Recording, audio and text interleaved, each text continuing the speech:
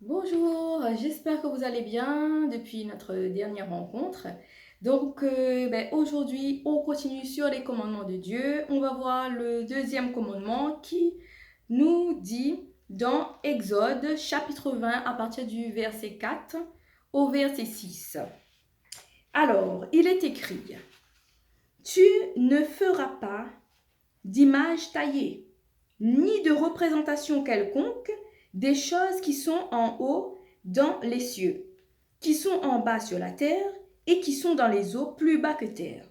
Tu ne te prosterneras point devant elles et tu ne les serviras point, car moi, l'Éternel, ton Dieu, je suis un Dieu jaloux, qui punit l'iniquité des pères sur les enfants jusqu'à la troisième et la quatrième génération de ceux qui me haïssent, et qui fait miséricorde jusqu'en 1000 générations à ceux qui m'aiment et qui gardent mes commandements. Dans ce verset, Dieu nous explique que il nous interdit, en tant qu'enfant de Dieu, de le représenter, de le fabriquer, quelle que soit l'image qu'on veut lui donner, que ce soit des choses qui sont dans le ciel, sur la terre ou dans les eaux. Dieu nous interdit de le représenter parce que Dieu n'est pas représentable. On ne peut pas le représenter. Quand on fait ces choses par des statues, des objets, en fait, on est en train de faire de l'idolâtrie. C'est ce qu'on appelle faire de l'idolâtrie, c'est-à-dire mettre quelque chose à la place de Dieu pour l'adorer. Quand on fait de l'idolâtrie, en fait, on est en train d'adorer des idoles. Les idoles, ce sont ces objets fabriqués de la main d'un homme pour remplacer Dieu. Mais Dieu n'est pas un homme. Dieu n'est pas un homme. On ne peut pas le représenter. Et il nous l'interdit dans ce verset de le représenter par quelque chose, par quoi que ce soit. Dieu est irreprésentable. En général, c'est vrai que on a besoin de prier Dieu avec quelque chose qu'on peut voir parce que c'est pas rassurant de prier dans le vide. Quand on n'a pas un objet à se raccrocher, on se sent un peu déstabilisé parce qu'on ne le voit pas. Mais maintenant, comme vous le savez, dans ce deuxième commandement, Dieu nous dit, on ne doit pas le remplacer par un objet. En général, comme on dit, quand on ne voit pas Dieu, on a du mal à prier. Parce qu'on veut se rassurer, on veut être rassurant. On a besoin de représenter Dieu par un objet, on a besoin de prier avec quelque chose. Mais Dieu nous dit que cela est interdit. Et en général, quand on le fait, c'est parce qu'on a été dans une famille qui, justement, a pratiqué cette tradition de prier avec des statues, avec des objets, avec des tableaux, avec des vêtements, avec des objets qu'on a fabriqués, avec quels que soient ces objets, en pierre, en verre, en galets, en vêtements, en mousse, en quels que soient ces objets, même en porcelaine et tout, Dieu nous l'interdit. Il est interdit de prier, de représenter Dieu avec un objet, tout simplement. Parce que même si on a grandi dans une famille qui ont pratiqué ces choses-là, et nous, en fait, on le refait. Mais Dieu n'est pas d'accord. La tradition de notre famille n'est pas en accord avec la parole de Dieu. Donc aujourd'hui, il va falloir faire un choix. Soit c'est Dieu, soit c'est la tradition. Il y a dans certaines traditions, Dieu n'est pas dedans. Et dans cette tradition de prier avec les idoles, Dieu n'est pas dans cette affaire-là. Dieu n'est pas là. Donc c'est pour ça que quand tu pries avec des statues, avec des objets, avec des tableaux ou autre chose, pour représenter Dieu, tu es toujours malade. Tu es toujours malade, tu as toujours des problèmes et surtout ces problèmes s'empirent.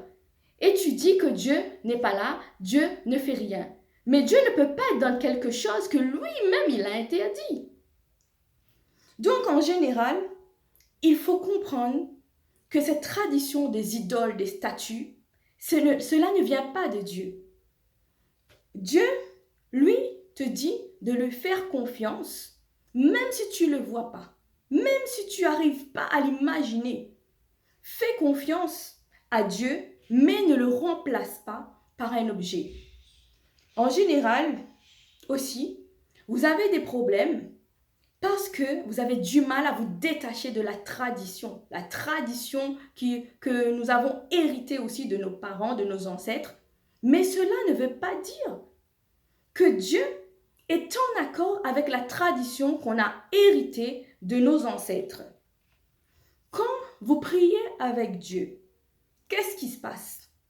Quand vous priez avec Dieu, Dieu se rapproche de vous. Quand il n'y a rien entre vous et Dieu. Mais quand vous priez avec des idoles, vous êtes en train d'éloigner Dieu de vous. Dieu fuit loin de vous. Vous êtes en train de mettre de la distance entre vous et Dieu.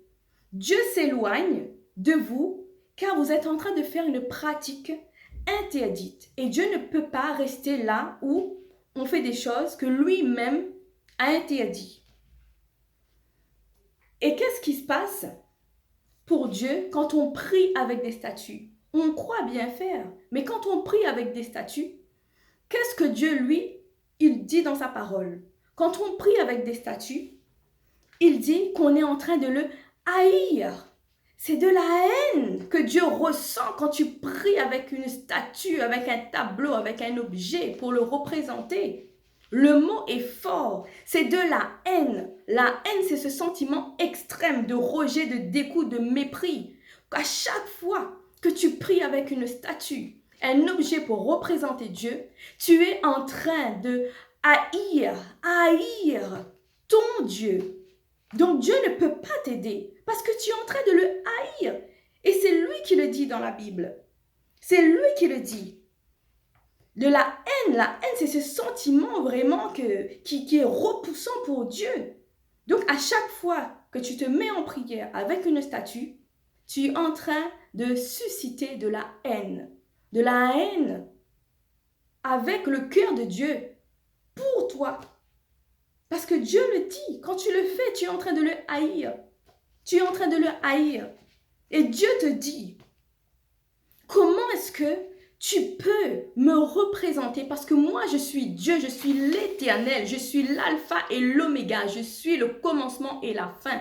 Je suis irreprésentable. On ne peut pas me représenter. Impossible de me représenter. Comment toi, tu peux me représenter dans ce petit objet? Je suis plus grand que ça. Quand tu représentes Dieu dans un objet, tu es en train de limiter Dieu. Tu es en train de l'enlever de toute sa suprématie. Tu es en train d'enlever la puissance de Dieu. Parce que tu le représentes dans un petit objet. Mais Dieu, il est plus grand que ça.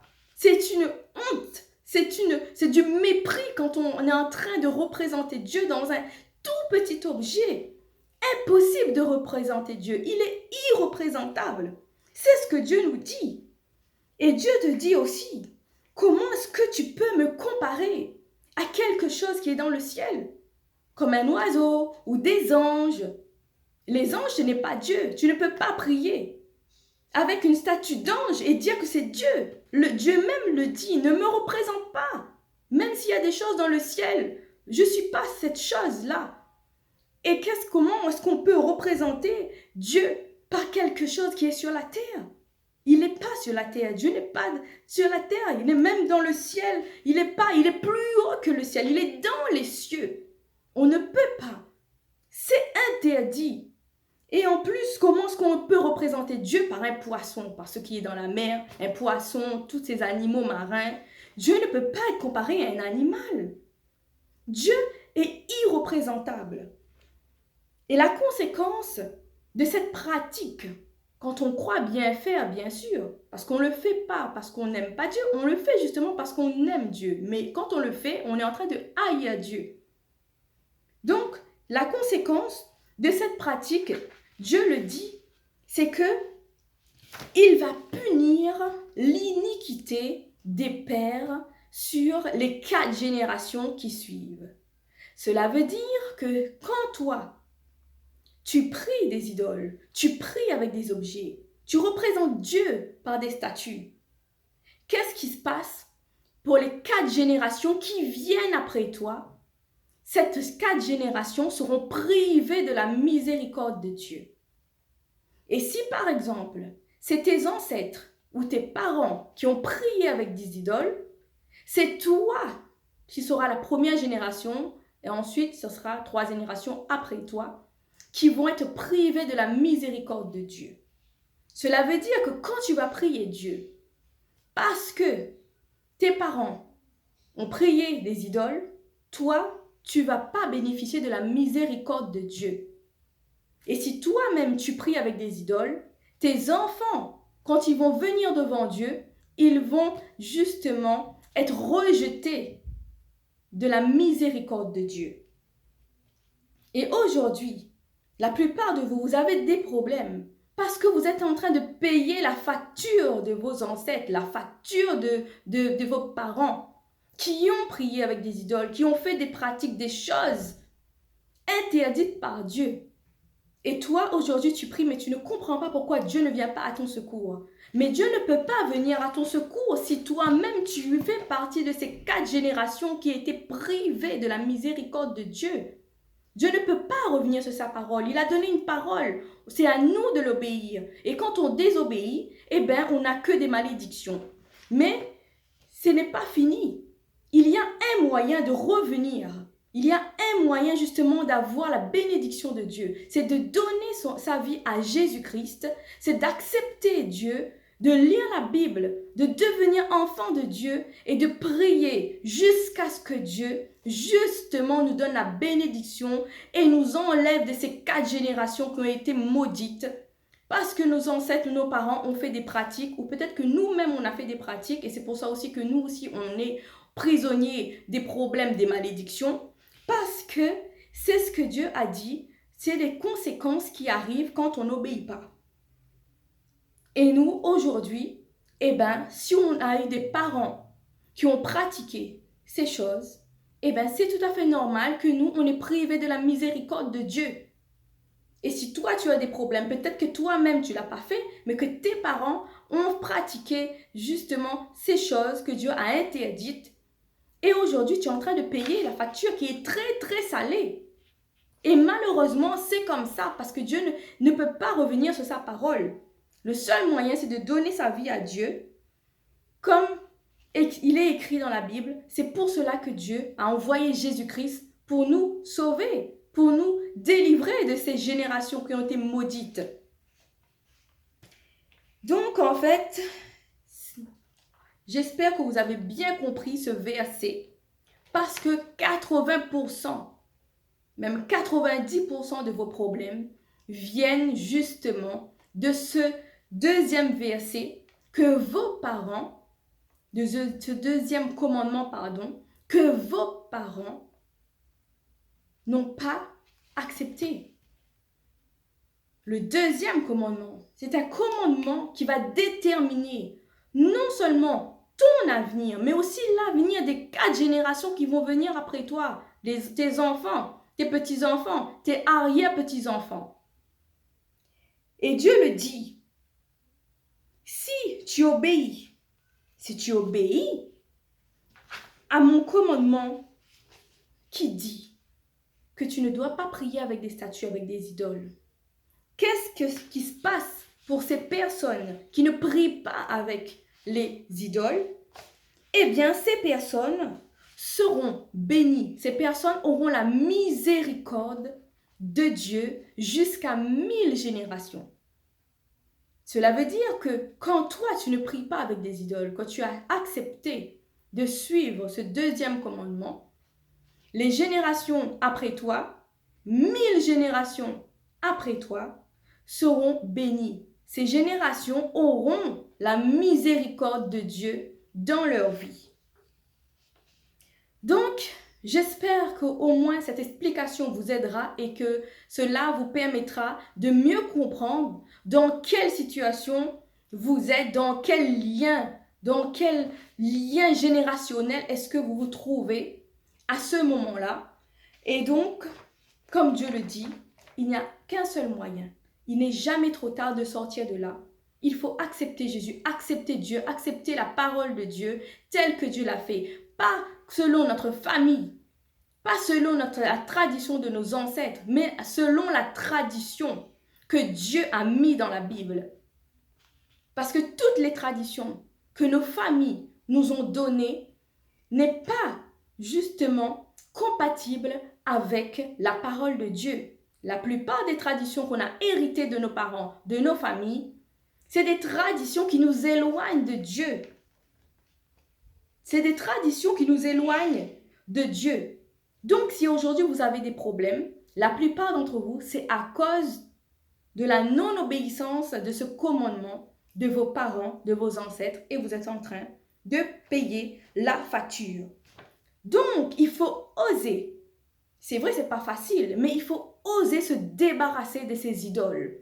Toutes les statues, les tableaux, tous les objets que tu as chez toi. Si tu crois en Dieu, si tu crois au Fils de Dieu, en Jésus-Christ, il faut oser l'enlever dans ta vie. Enlève tous ces objets. C'est vrai que c'est pas rassurant. Ça fait peur au début parce que c'est la tradition. Tu as été élevé dans cette tradition où il y a toutes les statues, tous les tableaux, tout ce qui peut représenter Dieu. Mais Dieu le dit. Moi, je ne suis pas dans ces choses-là. Donc, il faut que tu oses enlever ces idoles. Et tu vas voir l'atmosphère de ta maison. Ton atmosphère va changer, va être plus léger. Et il y a des problèmes qui vont partir quand tu vas te débarrasser de tous ces objets, de tous ces idoles qui remplacent Dieu, qui empêchent justement la grâce de Dieu de venir dans ta vie. Parce qu'avec ces objets, tu es en train de chasser la grâce de Dieu, tu es en train de chasser la bénédiction de Dieu. Donc Dieu nous demande, lui, de prier avec le cœur, sincèrement. Parce que Dieu ne vient pas dans les objets, Dieu vient dans le cœur de l'homme qui le cherche sincèrement. Dieu te demande de prier avec un cœur pur et sincère. Et que même si tu ne le vois pas, même si tu ne vois pas Dieu, même si tu as peur, si tu n'as pas d'objet qui représente Dieu, Dieu, il est là, il t'entend. Et tu vas voir la miséricorde de Dieu dans ta vie. Demande simplement pardon à Dieu parce que tu n'as pas obéi à ce commandement. Demande pardon à Dieu. Demande aussi pardon pour tes parents, pour tes ancêtres qui t'ont donné cette tradition qui sont contraires. Toutes ces traditions qui sont contraires à la parole de Dieu, à la volonté de Dieu. Demande pardon. Et puis toi, lâche ces idoles maintenant pour que tes enfants puissent vivre dans une atmosphère bénie avec Dieu. Donc j'espère que ces explications vont vraiment t'aider à avoir ta délivrance, à avoir la bénédiction de Dieu dans ta vie, en notre Seigneur Jésus-Christ, et que cette année, que ta vie va changer quand tu auras fait justement ces commandements et que tu auras vraiment donné ta vie à Dieu, à Jésus, et que tu auras vraiment sauté le pas en expulsant, en te débarrassant de tous ces idoles qui est en train de créer la haine entre toi et Dieu. Parce que toi, tu aimes Dieu, tu veux te rapprocher de Dieu. Mais il y a un seul chemin pour se rapprocher de Dieu. Ce n'est pas la tradition de notre famille, c'est la vérité qui est écrite dans la Bible, c'est la parole que Dieu nous a donnée, ce sont les écrits que Dieu nous a laissés, nous, enfants de Dieu. Même si tes parents ont fait ces pratiques, toi, aujourd'hui, tu connais la vérité, tu lis le deuxième commandement et tu vas voir toi-même que c'est Dieu qui le dit. Et cela vraiment t'aidera vraiment à avoir ta délivrance, à te rapprocher de Dieu et tu vas voir la grâce, la bénédiction de Dieu dans ta vie. Que Dieu vous bénisse.